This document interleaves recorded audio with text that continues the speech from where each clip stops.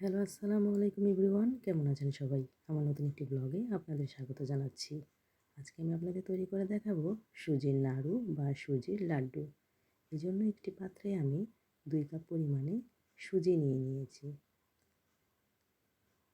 তার সাথে এখন আমি দিয়ে দিচ্ছি লিকুইড মিল্ক 2.5 কাপ পরিমাণে। দুটো উপকরণকে আমি ভালোভাবে মিশিয়ে নিচ্ছি একটি চামচের সাহায্যে।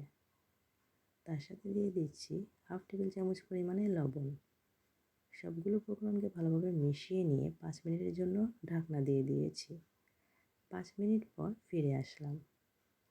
চুলাতে একটি পাত্রে তেল গরম বসিয়ে দিয়ে তার মধ্যে সুজির মিশ্রণটিকে আমি পাকোড়া শেপে ভেজে নেব। এক পাশ হয়ে গেলে আরেক পাশ উল্টে দিব। একটু লাল লাল বাদামি কালার হয়ে আসলে তুলে নিচ্ছি। তেল ঝরিয়ে নিয়ে পাত্রে ঢেলে দিলাম। একটু ঠান্ডা হয়ে আসলে একটি ব্লেন্ডার জারে সুজি পাকোড়াগুলোকে ব্লেন্ড করে নেব। ব্লেন্ড করা হয়ে গেলে একটি পাত্রে ঢেলে নিয়েছি।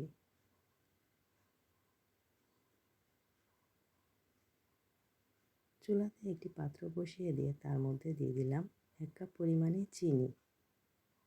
চিনিটা আমি হালকা মৃদু আঁচে গলিয়ে নেব।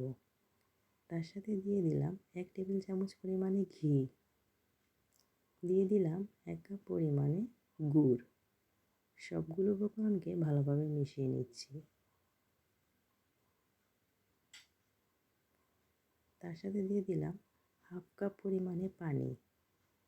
যখন মিশ্রণটিতে বলক উঠে আসবে তখন সুজির গুঁড়াগুলোকে আমি পাত্রে ঢেলে দিয়েছি।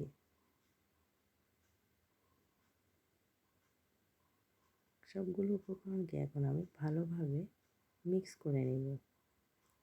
সাথে দিয়ে দিচ্ছি 2 টেবিল চামচ পরিমাণে গুঁড়া দুধ। মিক্স করা হয়ে গেলে চুলা থেকে নামিয়ে গোল গোল নাড়ু বা লাড্ডুর শেপ দিয়ে দিয়েছি। উপর থেকে বাদাম কুচি দিয়ে সাজিয়ে দিয়েছি। ব্যাস, তৈরি হয়ে গেল আমার সুস্বাদু মজাদার সুজির লাড্ডু বা সুজির নাড়ু। আশা করি রেসিপিটি আপনাদের ভালো লেগেছে।